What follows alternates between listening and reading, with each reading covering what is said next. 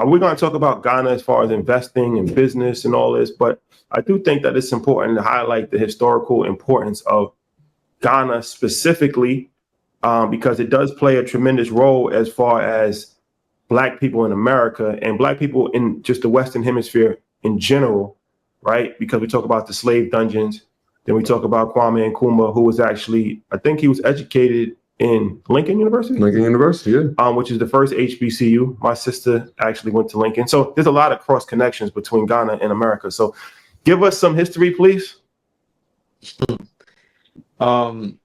Peace and blessings, family. I think that this is of important significance because it is a closing of a circle that was broken, because Africans, indigenous people had always traded amongst each other and always traveled.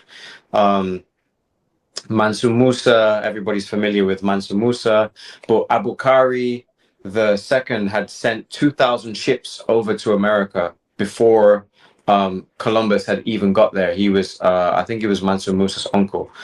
And that trade had always happened. We saw that trade had been going on for thousands of years. When you look at Ramesu or Ramesses II, they did a test on his tissue because they had his body, and they found that he had cocaine in his body because of the cocoa leaf that the Bolivians, the Peruvians used to chew. So there's always been this back and forth. But I think the kingdom of Ghana, the empire of Ghana, was essentially, for the Europeans when they arrived there, it became this breadbasket, and then they renamed it the Gold Coast. So until 1957, it was called the Gold Coast, until Kwame Nkrumah actually took the country back.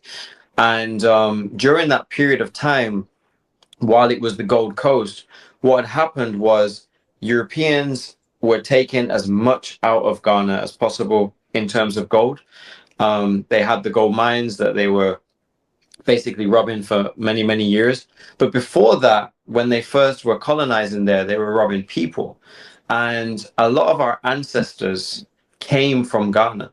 And a lot of people, they had this idea that a lot of people now have this idea, because we want to follow success. They have this idea that people always came from the Americas, but it's like there's a lot of people in North America, in Brazil, in the Caribbean who look like our brothers and sisters from Ghana. They look like our brothers and sisters from Cameroon, from Congo, from Angola, etc., etc. And because there's this idea that what happened in Africa, the enslavement of Africans, the colonization, is something that is not successful. People don't want to look at actually Africa as a place to go and invest. And a lot of people are now trying to pretend like they never came from Africa, or they never had any connection with Africa. And that just doesn't make good business sense, let alone any kind of spiritual sense, because everybody who is educated and everybody who wants to have economic mobility around the world would always trade with equal partners in different spaces. And if you look at anywhere along that coastline of Ghana, you can find castles where enslaved people who were essentially prisoners of war, because there were different rival ethnic groups who were fighting each other. And when they would win that battle, they would take people as essentially indentured servants, indentured laborers to mine gold for them, to clean their house, concubines, etc., etc. The Europeans saw that as an opportunity to exploit this relationship that we've always had, this indentured servitude, indentured laborers and slavery in Africa. But then Europeans said, hey, we're going to take these people, we're going to take them across the water, and they're never going to come back. And that is how my ancestors were harvesting sugarcane. Your ancestors were harvesting cotton. People in Brazil were harvesting gold, copper, tin, etc.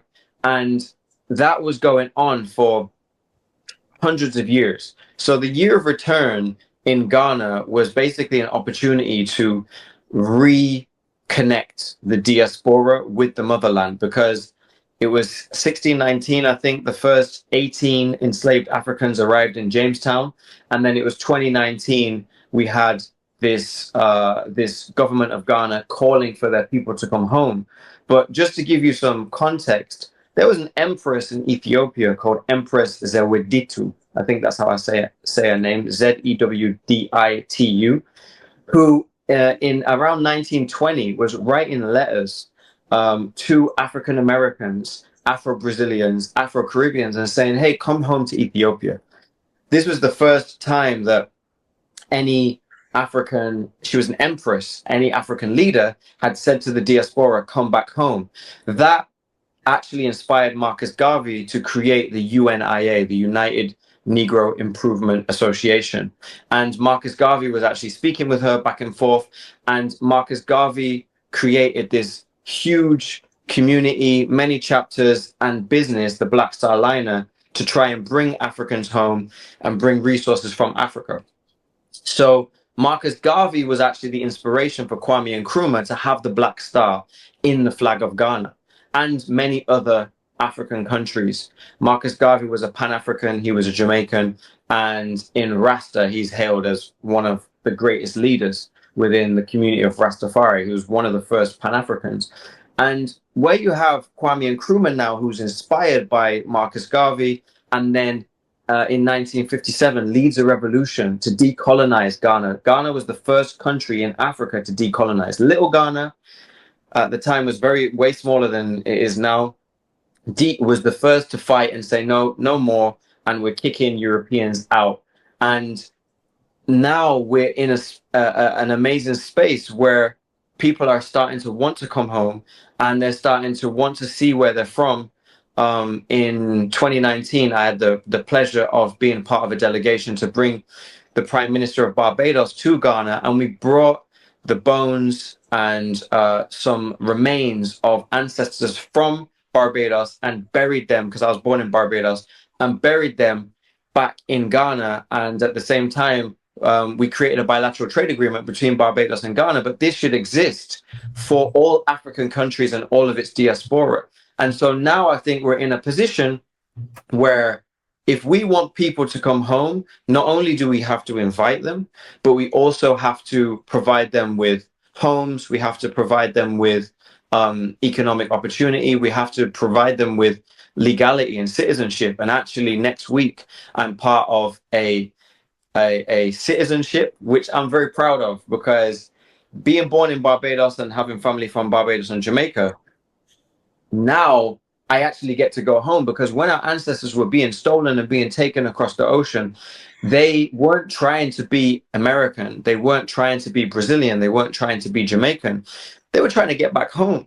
And so now we can truly say that we are our ancestors' wildest dreams, because now our ancestors have called us forward, and our family in Ghana has called us forward, and now we can move home, we can get passports, we can get houses, and we can finally not have to deal with any of the other problems that are existing in the West. So I hope I've provided some context, but I feel like now is the perfect time. Ghana is the perfect place. We have the opportunities that God has provided for us, and the government has provided for us, and our own entrepreneurial tenacity has provided for us. So now it's just time to put that bridge back together and live in the spirit of Marcus Garvey, Malcolm X, Yaa Sentua, Nanny of the Maroons, and all of these greats that came before us, because I don't know what else anybody else is doing, but y'all just got somebody elected, and I don't know about him. We ain't even gonna go into too much detail about him.